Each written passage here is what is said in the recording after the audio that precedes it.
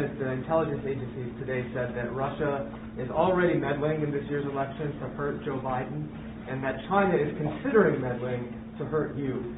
Do you believe that intelligence, and what do you plan to do about it? It could be. I mean, I could be very much. I think that the last person Russia wants to see in office is Donald Trump, because nobody's been tougher on Russia than I have ever. That's not what the intelligence is. Well, I don't care what anybody says. Nobody with any common sense would say, do it. Look at what we've done with our military. Look at what we've done in exposing the pipeline with billions of dollars going to Russia.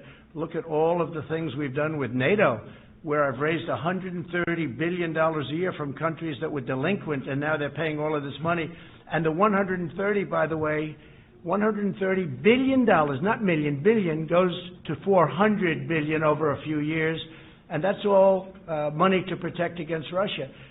China would love us to have an election where Donald Trump lost to sleepy Joe Biden. They would dream. They would own our country. If Joe Biden was president, China would own our country. And you said another country. What was the third country? No, just those two. No, you didn't say that in the report. The report said Iran also, but you didn't say that. Iran would love to see me. Iran would love to see me not be president. And I'll make this statement: if and when we win, we will make deals with Iran very quickly. We'll make deals with North Korea very quickly. And whatever happened to the war in North Korea, you haven't seen that, have you? You'll have to figure it out. But we're going to watch all of them. We have to be very careful. The last thing that Russia wants, and China wants, and Iran wants, would be for Donald Trump to win. Yes, just to follow up, what do you plan to do about that interference, sir? Well, we're going to look at it very closely. You tell me that this came out a little while ago, and I've heard that it came out. It came out just a little while ago, and we're going to look at that very closely. But you started off with Russia. Why don't you start off with China?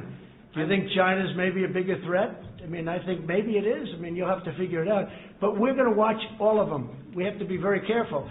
The biggest risk that we have is mail-in ballots, because with the mail-in ballots, called universal mail-in ballots, it is a much easier thing for a foreign power, whether it's Russia, China, Iran, North Korea, many others, people, countries you wouldn't expect.